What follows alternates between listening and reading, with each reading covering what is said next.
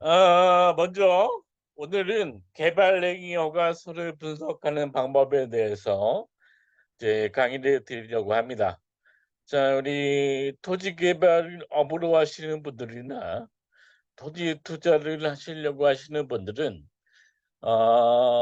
토지 투자의 핵심은 뭐라고 했죠? 개발랭이 허가라고 했잖아요. 근데 실물을 직접 접해보지 못한 사람들은 개발행위 허가서를 아마 본 적도 없지 않을까 그렇게 생각이 듭니다. 그리고 실무상에서 이 개발행위 허가서를 분석하는 게 얼마나 중요한 것인지 실제로 실물을 접해 보시면 알 텐데 그전에는 쉽게 접하지 못할 것 같아서 자, 오늘은 개발행위 허가 통보서와 개발행위 허가 서를 분석하는 방법에 대해서 설명을 드려보도록 하겠습니다. 자, 이제 시작합니다.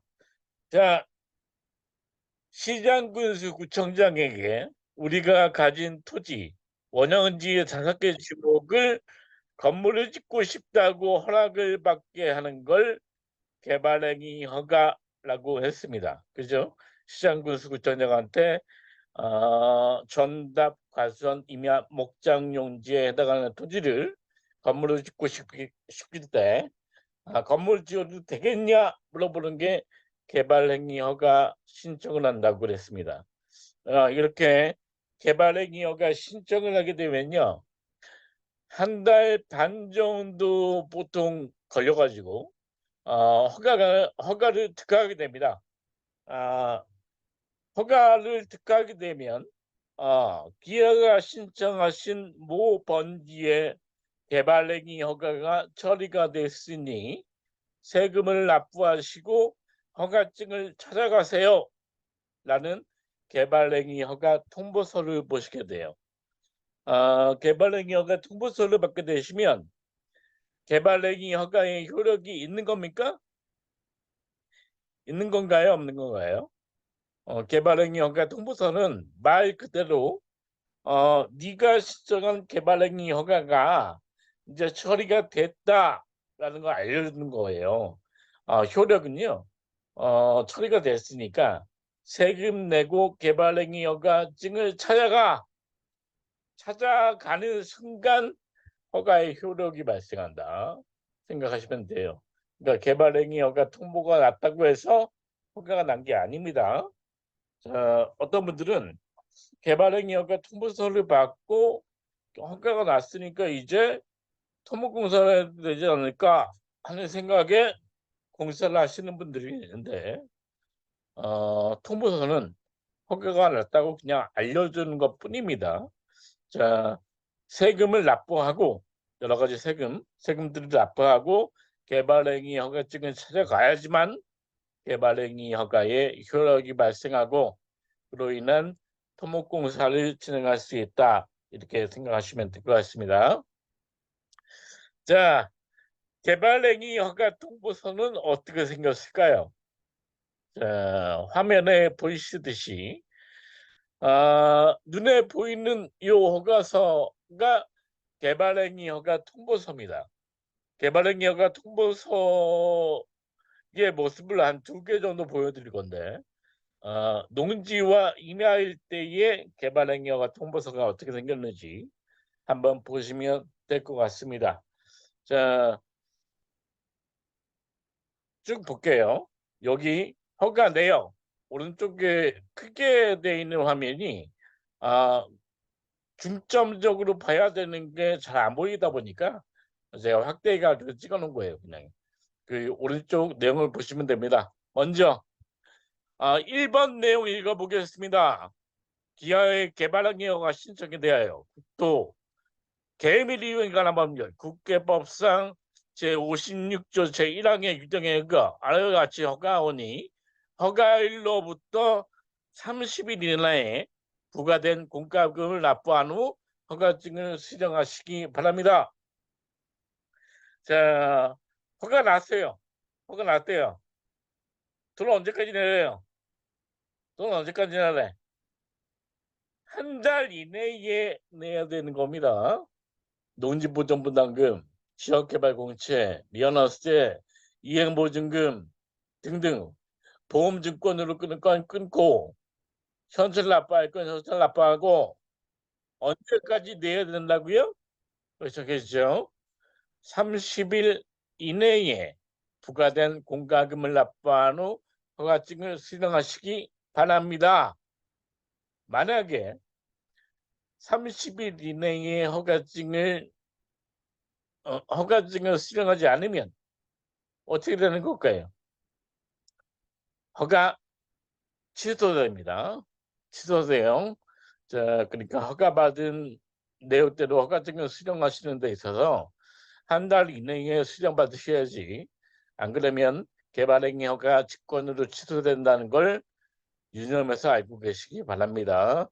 자, 2번 허가의 효력은 개발행위 허가의 효력은 허가증을 지금은 통보소예요. 통보소 말고 개발행위 허가증을 교부받은 날부터 발생합니다. 개발행위 허가증을 받은 날부터 허가가 난 거야. 자, 부동산에 들어갔어요. 땅이 마음에 들어. 매도인이 그럽니다. 야, 내 땅 개발행위 허가증 났어. 매수자가 허가증 좀 보여주시죠. 자, 찾아온다고 하는 서류가 위와 같이 개발행위 허가 통보서를 보여주면서 허가 났잖아 라고 얘기하면 뭐라고 해야 됩니까? 하나님, 이건 통보서잖아요. 허가의 효력이 없습니다. 돈 내고 허가증 찾아오세요. 그렇게 얘기하셔야 되는 겁니다. 개발행위 허가 통보서를 가지고는 감정도 안 합니다. 감정도 안 해요. 은행에서 대출도 안 해줘요. 그러니까 개발행위 허가증을 받지 않으면 제약이 되는 게 굉장히 많습니다. 은행권도 그렇고 뭐 허가 여부도 그렇고 토목공사 여부도 그렇고 제약되는 게 많으니까 꼭 허가증을 찾아왔는지 꼭 확인해 보시기 바랍니다. 좀 연령이 있으신 분들은 허가 통보 받으면은 허가 난 줄 알아요. 허가 난 줄 알아. 야, 내 땅 허가 났어. 그러면 허가증을 찾아와. 허가증 돈 내고 허가증 찾아와. 그러면 허가의 효력이 발생하는 겁니다.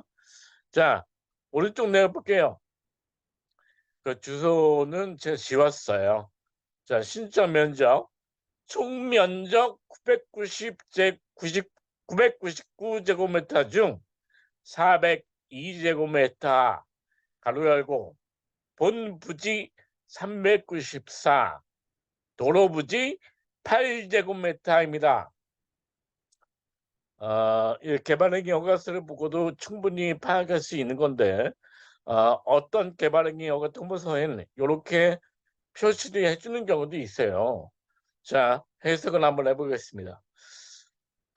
내 땅덩어리가 999제곱미터인데 그 중에 반절 402제곱미터만 허가가 났다는 얘기입니다.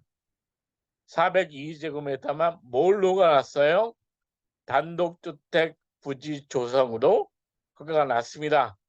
계획관리지역기구요. 개발행위 허가 기간은 최초 인허가일로부터 2년입니다. 그러니까 2014년 12월 9일 이렇게 될 것 같습니다. 요날 허가가 난 거고요. 2년간 개발행위 허가가 난 것으로 볼 수 있을 것 같습니다. 근데 허가 내용을 파악을 해보려고 하면 402제곱미터가 허가가 났는데 402제곱미터가 허가가 났는데 분부지가 394제곱미터고 도로가 8제곱미터입니다. 여기서 땅 모양을 대충 상상을 하셔야 돼요. 땅 모양이 대충 어떨 것 같습니까? 그러니까 직사각형으로 도로에 붙은 땅 중에 반절만 허가를 냈는데 그 반절에도 내 땅의 이 부분이 현황도로로 치고 나가서 내 땅의 이 부분이 도로에 저축된 것 같다 판단하셔야 됩니다. 왜냐하면 도로가 8제곱미터라서 그래요. 단지 내 도로면 건축발산도로폭 4m, 이거 4m 곱하기 2잖아요. 2. 그러니까 2m만큼 안으로 들어간다. 거의 불가능합니다. 자, 반절인데 땅의 절반만큼은 들어가야 되지 않습니까? 적어도 10m 이상은 될 거라고 보여지는데 가로폭을 사는데 8제곱미터가 되려면 세로는 2지 않습니까? 4 곱하기 2. 이런 경우엔 이게 도로부지가 단지 내 도로부지라고 상상할 수가 없어요. 이럴 땐 앞에 있는 도로가 3m가 채 되지 않아 내 땅의 일부를 현황도로로 저촉되어지는가 보다 생각을 하실 수 있습니다. 그렇게 생각을 하셔야 돼요. 자, 그러니까 직사각형의 기다란 땅 중에 절반을 허가했는데 내 땅의 일부분을 현황도로가 먹고 있다. 그 부분은 제척해야 되기 때문에 도로부지 8제곱미터로 표시되는 것 같다 생각을 하시면 되는 겁니다. 그러니까 땅 모양이 이것만 봐도 대충 상상이 돼요. 대충 상상이 돼. 999 300평이죠. 300평 좀 넘는 건데 300평 조금 넘는 것 중에 130평 가량 허가 났어요. 근데 절반 뚝 잘라 허가를 내는데 8제곱미터 한 2평 정도가 현황도로에 저축되어 있는 것 같습니다. 자, 그렇게 보시면 될 것 같고요. 자, 허가 통보서 나 항목 보시면 공과금 부과내역이라고 있습니다. 그러니까 등록면허세, 농지전용 부담금, 지역개발공채, 이행보증금을 납부하고 허가증을 한 달 이내에 수령해 가세요 라는 얘기입니다. 자, 첫 번째 세금부터 보죠. 등록면허세, 개발행위 허가, 농지 전용에 대한 면허세는 9,000원씩 정해지게 됩니다. 9,000원, 5,000원 이렇게 써지게 되는 거고요. 그리고 본 부지의 지목은 농지 전용 부담금을 납부하기 때문에 본 땅은 지목이 농지일 것이다. 상상할 수 있습니다. 그죠? 상상할 수 있어요. 공시지가의 30%만큼 면적에 곱하여 국고 세금으로 납부하라. 이게 농지보전부담금, 농지 전용 부담금을 납부하셔야 되는 거예요. 그러니까 면허세 납부하고요. 전용 부담금 납부하고요. 지역개발공채가 뭐냐면 각 지자체에 여러 가지 개발 사업에 필요한 비용을 충당하기 위해서 각 지자체에서 발행한 채권입니다. 채권. 그러니까 강매하고 있어요. 너는 개발행위 허가를 듣기 있기 때문에 이 지역의 발전을 위해 이 지역에서 발행한 채권을 매입해야 한다. 라고 강매하는 거예요. 강매. 자, 이거 안 사고 싶다고 안 사는 거 아니에요. 무조건 사야지 허가증 줍니다. 그러니까 지역개발공채가 얼마짜리 나왔어요, 지금? 12만 원짜리. 이거는 어떻게 정해지는지 정확한 근거는 저도 잘 모르는데 아무튼 12만 원의 채권을 사야 됩니다. 자, 보통 농협이나 요즘에는 기업은행에서도 즉심에도 깡을 해줘요. 그러니까 12만 원에 10% 정도 그날마다 깡하는 요율이 달라지거든요. 만약에 이날 깡이 10% 요율이다. 그러면 즉시 매도할 경우에 12만 원 채권을 즉시 매도하니까 10%의 요율만큼 12,000원만큼 세금으로 납부하시고 채권 매입하면 된다. 이렇게 생각하시면 됩니다. 뭔 말인지 몰라? 뭔 말인지 몰랐어요. 아무튼 뭐 그런 게 있어요. 채권 매입해서 까는 거야. 즉시 매도하는 게 있어. 정확히 알 필요는 없습니다. 정확히 알 건 없고 그냥 토목 사무실에다 그냥 물어보시면 돼요. 저 이행보증금 500인가요? 이거 5자죠. 547만 4천 원. 자, 이행보증금이 뭡니까? 이행보증금이 뭐예요? 자, 이행보증금은 내가 개발행위 허가를 듣기 위해서 토목공사를 할 거지 않습니까? 건물을 짓겠다고 신고했으니까 건물을 짓기 위한 기초 바닥공사, 토목공사를 하게 된단 말입니다. 근데 토목공사를 할 경우에 도면대로 공사하는 게 아주 당연한 일임에도 불구하고 지멋대로 공사하는 사람이 있어요. 지멋대로 토목공사하는 사람이 있다 보니까 바로 옆에 붙어 있는 필지들이 옆에의 토목공사 때문에 불이익을 당하는 거죠. 그러니까 도면대로 공사하면 전혀 불편할 일이 없는데 지멋대로 공사하던 말이야. 막 흙 굴러 떨어지고 막 이런 일이 발생할 수 있다 보니까 그 토목공사 부분에 대해서 일정 금액 토목공사가 이게 전부 뭐 547만 원어치 이렇게 저대변경한 게 아니에요. 그러니까 전체 토목공사가 이 정도 들어갈 것 같은데 그 중에 20% 30%만큼은 이행보증금으로 현찰을 보관하도록 하자 주의했어. 왜냐하면 그럴 일은 없지만 만약에 네가 도면하고 상관없이 네 멋대로 공사하게 되면 주변 필지에 민원이 발생하게 된다. 그러면 시에서 네가 낸 현찰 금액으로 이 547만 4천 원으로 공사를 완벽하게 해줘야 되니까 일단 현금으로 예치해 라는 게 이행보증금이에요. 그러니까 이행보증금 말 그대로 보증금입니다. 그러니까 네가 이행 안 하면 내가 이 돈 쓸 거야. 반대로 네가 도면대로 공사하면 돌려줄 거야. 이게 보증금입니다. 보증금의 개념 아시죠? 돌려주겠다고. 네가 도면대로 공사해서 토목증권 받으면 이행보증금 돌려줄게. 현찰 납부했던 거, 예치했던 거 돌려줄게 라고 하는 겁니다. 이거는 현찰을 예치했을 때 그런 거예요. 아시겠어요? 자, 신용보증보험에서 가만히 개발행위 허가 절차를 봅니다. 이행보증금. 누가 도면대로 공사하는 사람이 어디가 있습니까? 그럼 준공이 안 하는데 준공을 받기 위한 도면대로 공사해야 된단 말이에요. 그러다 보니까 아주 웃기는 행동들을 하고 있거든.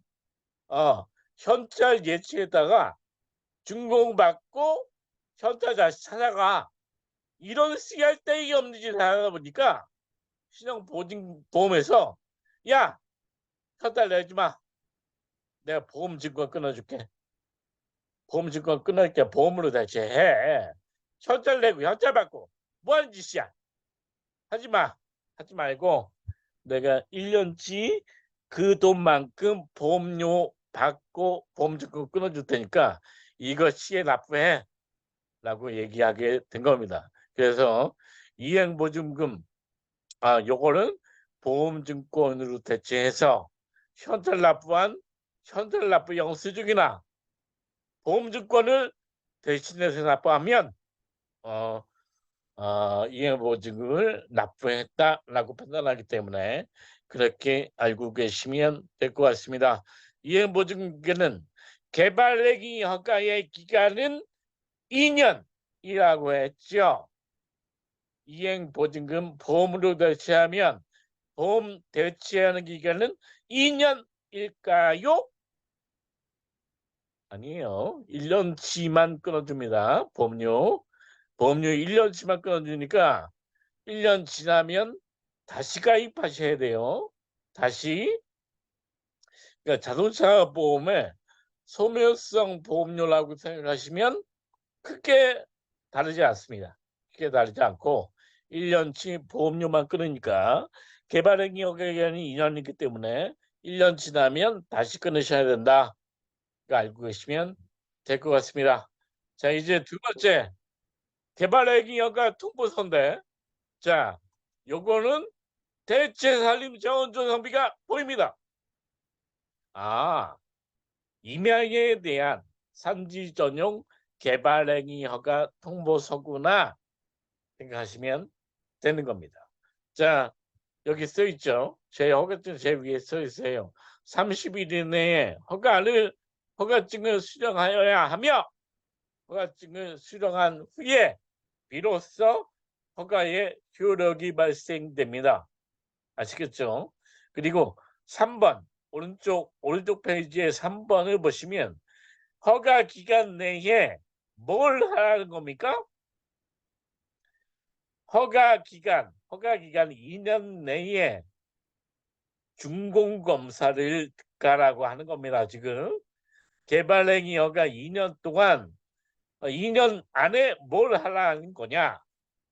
개발행위 허가 준공검사를 특가시라는 얘기입니다. 자, 개발행위 허가 준공을 특가하기 위해선 건물을 지어야 되죠. 건물을 지어야만 토목준공을 신청할 수 있지 않습니까? 그러니까 이 말은 무슨 말이냐? 허가 기간 내에 건물은 꼭 지세요라는 얘기예요. 아시겠죠? 그러니까 어떤 분들은 이런 거 있어요. 허가 기간 막 5년 지났는데 개발행위 허가 기간은 2년밖에 안 되는데 2년 추가해서 막 개발행위 허가 같은 거 갖고 있다 보니까, 근데 허가가 지났으면 시에서 허가를 주게 되는데 안 주기고 그냥 냅둬. 안 주기고 그냥 냅둬요, 실무상. 이러다 보니까 문제가 생기는 거예요. 죽여야지. 개발행위 허가 기간이 지났으면 죽여야 될 거 아닙니까? 근데 죽이려고 하면은 이 국고세금, 농지보전분담금, 대대자원조성비 다 돌려줘야 되거든요. 다 돌려줘야 돼요. 자, 시에서 세금 받기는 편해도 세금 돌려주기는 쉽지 않습니다. 자, 계정 사인, 윗대가리 사인 다 받아야 돼. 자, 세금 돌려주는 건 쉽지 않은 일이다 보니까 허가 기간이 지났음에도 불구하고 허가를 취소를 안 시켜요. 그러니까 이 허가증이 취소되지 않았다 보니까 우리는 어떤 오해를 하게 됩니까? 개발행위 허가가 살아있나 보다. 기간이 지났는데 취소가 안 됐으니 살아있나 보다 생각을 하시는데, 기간이 지나면 담당 공무원은 이렇게 얘기합니다. 기간 연장이 힘들 것 같습니다. 기간 연장이 힘들 것 같으니까 허가 취소하시고 다시 허가 받으시기 바라겠습니다. 꼭 내가 뭐 매매를 하든지 명의 변경을 하든지 어떤 문제가 생겨서 시를 찾아가서 얘기하면 꼭 이렇게 얘기한단 말이에요. 그러니까 꼭 문제가 생겨. 자, 매도인 입장에서 땅을 팔 때 허가기가 지난 허가증을 가지고 야, 내 땅 허가 나 있어. 맞죠? 매도인 입장에선 그게 맞는 말이에요. 왜? 허가 취소한다는 통보서가 안 하거든. 그러니까 살아있는 건지 알잖아. 근데 막상 담당자한테 가면 기간 연장이 안 될 수 있단 말이에요. 그러니까 챙겨야 되는 건 누가 챙겨야 돼? 땅을 매입하는 매수자가 챙겨야 됩니다. 매수자가 안 챙기면 큰 낭패를 보실 수 있다는 거 알고 계시기 바랍니다. 자, 허가 기간 내에 토목준공을 받으시란 얘기라는 거 그것까지 말씀을 드렸고, 세금 내용 한번 보겠습니다. 지역개발공채, 지역개발공채 꽤 많이 나왔어요. 168만 원. 즉시 매도하면 요율 한 10% 정도 들였을 때 깡했을 때 16만 8천 원만 내고 지역구박극제 채권 매입할 수 있다 생각하시면 되고, 대체 살림 자원 조성비가 105만 8,040원 나왔습니다. 아주 저렴하게 나왔네요. 자, 면허세, 개발행위 허가에 대한 면허세, 임야에 대한 개발행위 허가는 면허세가 18,000원, 산지 전용에 대한 면허세가 18,000원 이렇게 부과되네요. 농지보존분담금, 개발행위 허가, 농지 전용 허가에 대한 면허세는 9,000원씩이었는데 이게 더블이죠. 개발행위 허가 면허세, 산지 전용 허가 면허세 18,000원씩 나온다. 알고 계시면 될 것 같습니다. 이행보증금 뭐라 그랬어? 도면도로 공사 안 하면 도면도로 내가 공사할 거야. 그러니까 현찰이지 라는 게 이행보증금이라 했어요. 자, 공사 똑바로 하면 도면도로 공사하고 준공까지 받으면 내가 현찰 돌려줄게. 자, 보험증권으로 대체하면 안 돌려줘요. 안 돌려줘. 뭘 냈다가 돌려줘? 자, 그냥 소멸성이야. 보험으로 대체하면 소멸성 그냥 자동차 보험 생각하시면 돼요. 자, 현찰로 360만 원 냈을 때 현찰로 돌려주겠다는 얘기입니다. 아시겠죠? 자, 허가일 2008년 1월, 아마 1월 1일인 것 같아요. 2009년 12월 30일 허가기간 2년 보시면 될 것 같습니다. 2년. 자, 이게 개발행위 허가 통보서예요. 자, 개발행위 허가를 시장군수구청장님에게 신청을 하면 이렇게 네가 신청한 개발행위 허가가 났다. 자, 네 가지의 세금을 다 내고 허가증 찾아가라. 허가의 효력은 언제부터 발생하냐? 30일 내에 허가증을 수령하고 허가증을 수령한 즉시부터 허가의 효력이 발생한다. 허가 기간 2년 동안에 뭘 해라? 토목준공을 받아라. 건물을 지으라는 얘기입니다. 아시겠죠? 자, 그러면 이제 개발행위 허가서를 보고 어떻게 허가가 났는지 한번 유추해 보도록 하겠습니다. 왼쪽에 보이시는 게 개발행위 허가서. 이렇게 생겼어요. 개발행위 허가서가 이제 눈에 익으셔야 돼. 제일 위에 수호가자, 허가를 받은 사람의 인적사항이 적히고요.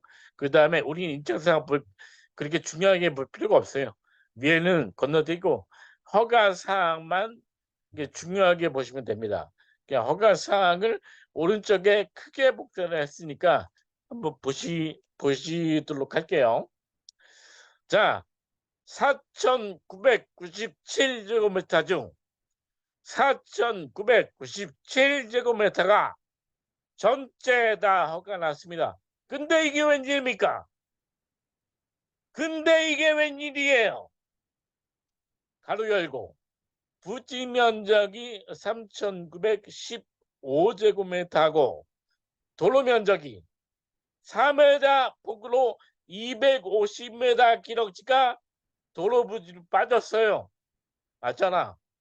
약 세로로 250m, 가로로 4m라고 했을 때 그만큼이 도로 부지로 빠졌단 말이야. 이거 생각해 볼 필요가 있습니다. 전체 면적 중에 전체가 허가 나는데 내 땅 안에 도로 부지가 있다. 이걸 어떻게 해석해야 됩니까? 이걸 어떻게 해석해야 돼요? 이거는 내 땅 뒤에 맹지가 있고 맹지로 들어가기 위한 길을 내 땅을 통해서 개설을 했다 라고 판단하셔야 됩니다. 아시죠? 내 땅 도로에 붙어 있는데 본부지 면적이 4,997 돼야지. 도로 부지가 왜 끼어들어? 도로 부지가 왜 끼어들어요? 이거는 내 땅 뒤에 맹지가 있고 맹지로 들어가는 길을 내 땅으로 3m 길을 만들어 통로를 개설했다 라고 보셔야 되는 거예요. 아시겠죠? 그러니까 내 땅은 어떠한 개발의 진입로로 활용되고 있다. 라고 생각하셔야 되는 겁니다. 아시겠죠? 그러니까 이 땅이 있는 지역엔 아마 대규모 개발이 이루어지고 있지 않을까 그렇게 생각을 합니다. 자, 허가 목적으로 보실게요. 자, 단독주택 및 제1종, 2종 근생, 소매점, 사무소, 부지조성. 자, 2종 근생에는 음식점도 있습니다. 2종 근생 사무소도 있고요. 음식점도 있어요. 제일장도 있고요. 근데 여기서 억울한 건 사무소만 허가 났단 말이야. 사무소만 허가 났단 말이야. 식당 자리는 아니란 얘기야. 그러니까 여기가 이 땅은 큰 도로변은 아니겠구나 생각할 수 있어요. 왜? 허가 난 걸 보니까 단독주택, 1종 근생, 2종 근생 사무소. 이거는 이 땅은 좀 안쪽으로 많이 들어가는 땅이 있구나 판단하실 수 있습니다. 자, 다음 옆에 보시면 지역지구란에 용도지역이 표시돼요.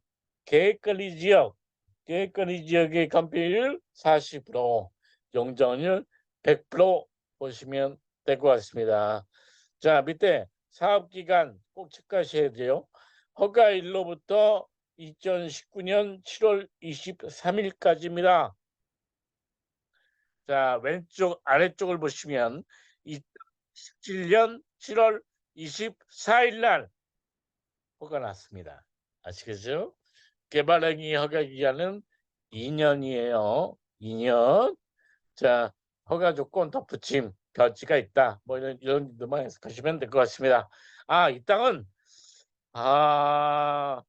뒤에 맹지가 있는데 개발하기 위해서 진입도로를 내 땅으로 열어서 진입로로 활용되고 있구나 라고 판단하시면 될 것 같아요.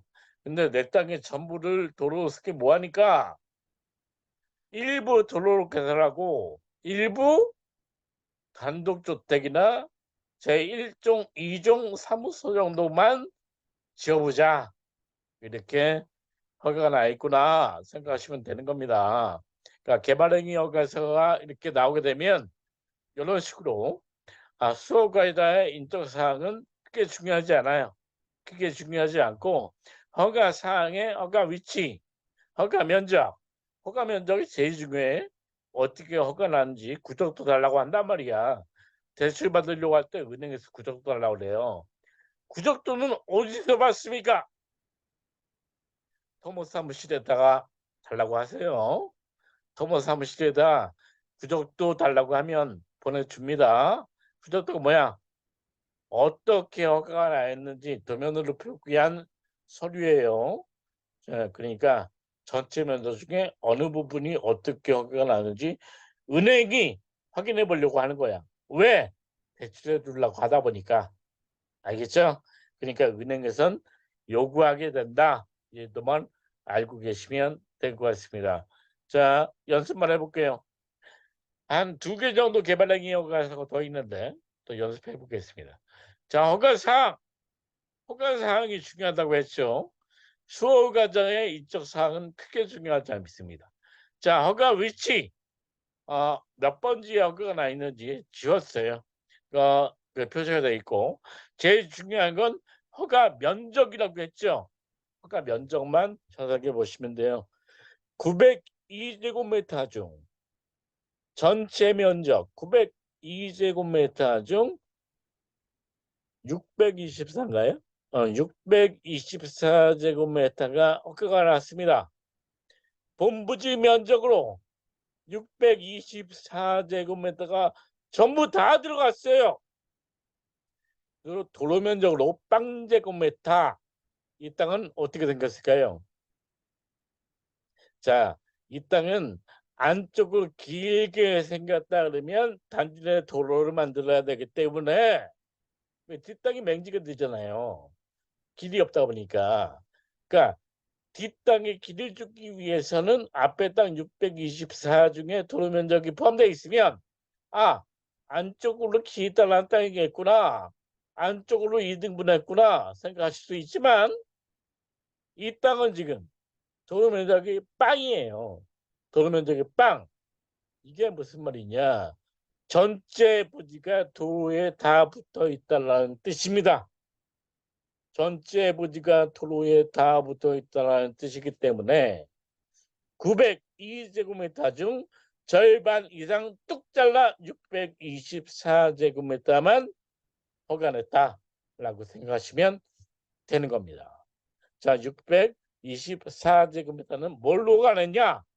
단독주택 부지 조성으로 허가냈습니다. 근데 지역지구란을 보니까 2011년도에 허가났어요. 옛날에 10몇 년 전에는 관리지역 세분화되지 않은 땅들이 있었습니다. 그래서 용도지역 지구를 관리지역이라고 표시하는 땅이 있어요. 이거는 관리지역 중에 세 가지 관리지역이 있죠. 생산, 보전, 생산, 계획. 계획, 생산, 보전이잖아요. 해일, 하급 관리지역이라고 판단합니다. 즉, 용도지역지구란에 관리지역이라고 써 있으면 보전관리지역이란 얘기예요. 보전관리지역. 왜? 이것도 검증을 해야 되니까 검증을 하기 위해선 건축 면적을 보시면 됩니다.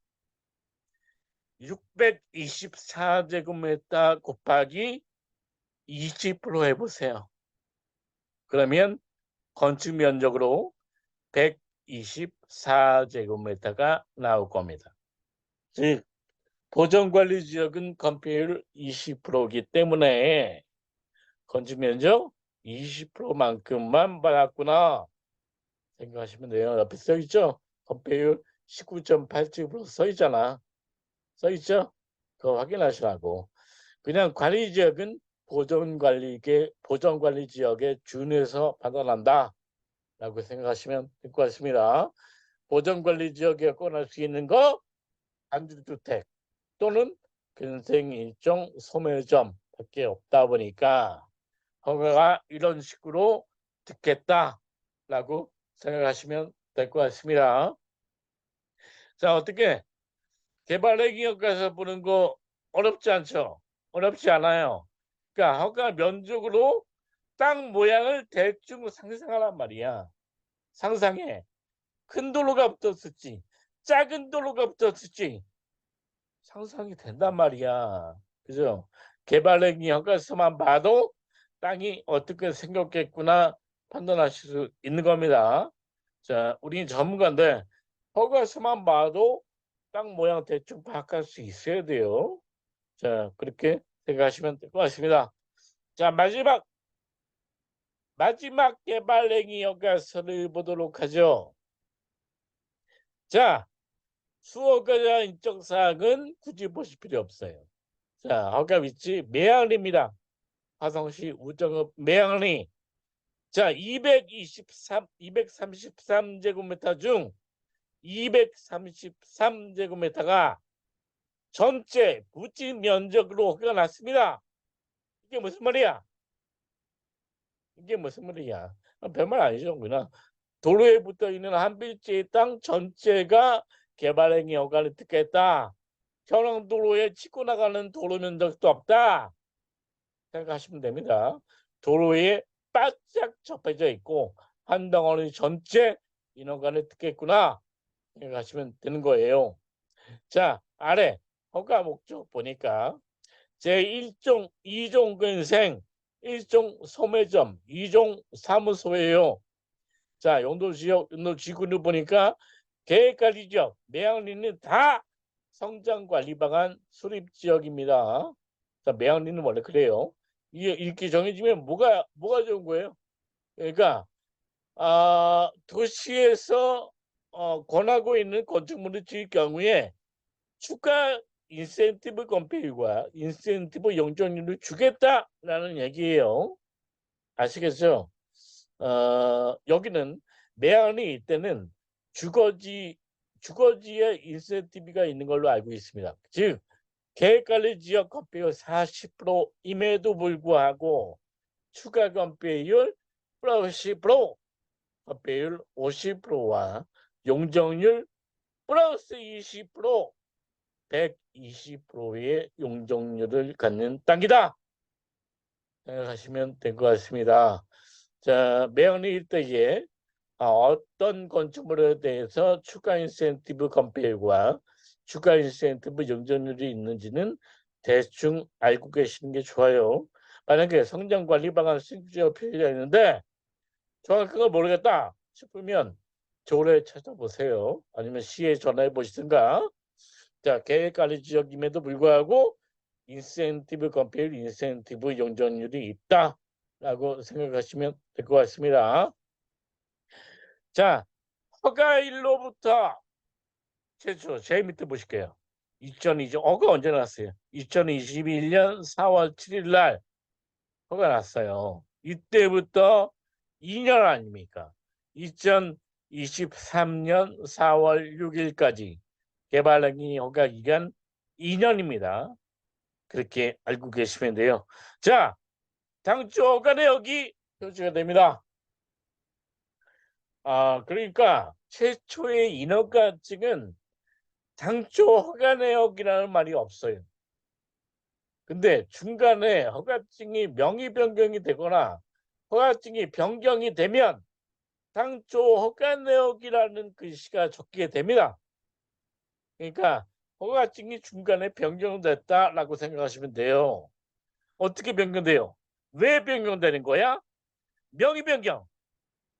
왜 명의 변경합니까? 매매가 됐으니까 매수자한테 인허가를 넘겨줘야 될 거 아닙니까? 그러니까 명의 변경하는 거예요. 명의 변경과 동시에 어차피 개발행위 허가 기간 연장을 들어가기 때문에 개발행위 허가 기간은 다시 받아야 되기 때문에 동시에 명의 변경과 동시에 보통 기간 연장합니다. 기간 연장해요. 그러니까 최초 2000 이게 보세요.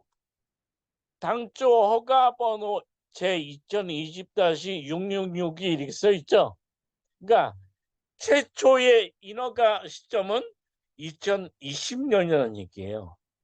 2020년에 허가가 처음 났다는 얘기입니다. 2020년에 2년간 허가 기간을 정해서 최초의 인허가가 났는데 2022년까지 유효한데 2021년 4월 7일 날 땅을 팔았다는 얘기야. 땅을 팔았다는 얘기야. 이렇다 보니까 2022년까지 허가 기간이 돼 있잖아요. 효력이 있잖아요. 그래서 기간장은 1년 더 준 겁니다. 1년 더 준 거예요. 그러니까 2020년에서 2022년까지가 당초가고 당초가 2022년에서 1년을 더 줘가지고 2024년 4월 6일까지 허가일이 된 거라고. 오케이? 이걸 왜 얘기냐면 기간 연장은 1년에 하나요 두 번 연장해 주기 때문이에요. 1년씩 연장해 줘요. 1년씩. 그러니까 기존 허가가 2022년까지 살아 있으니까 1년 더 연장해서 2023년까지 해준 거라고. 그러니까 2021년도에 허가 날 때 2년이구나 이렇게 허가 난 게 아니고 뭔 말인지 아시죠? 뭔 말인지 헷갈려? 몰라. 나도 몰라. 몰라. 뭐 아무튼 뭐 그렇게 반복해서 들으시면 되고 모르신 분은 요거까지만 해석해 드리면 될 것 같습니다. 당초 허가 내역 중요한 건 당초 허가 내역이라는 표시예요. 요거는 최초의 허가가 아니다. 중간에 허가증이 변경된다 라는 걸 알려주는 겁니다. 자, 그렇게 보시면 되고 변경 사유 쭉쭉 적게 돼요. 명의 변경 팔았구나. 팔면서 기간 1년 연장했구나. 토지 분할하는구나. 당초 허가는 최초인 허가는 2020년도에 받았구나. 생각하시면 되는 겁니다. 아시겠죠? 자, 그러면 오늘은 여기까지만 하겠습니다.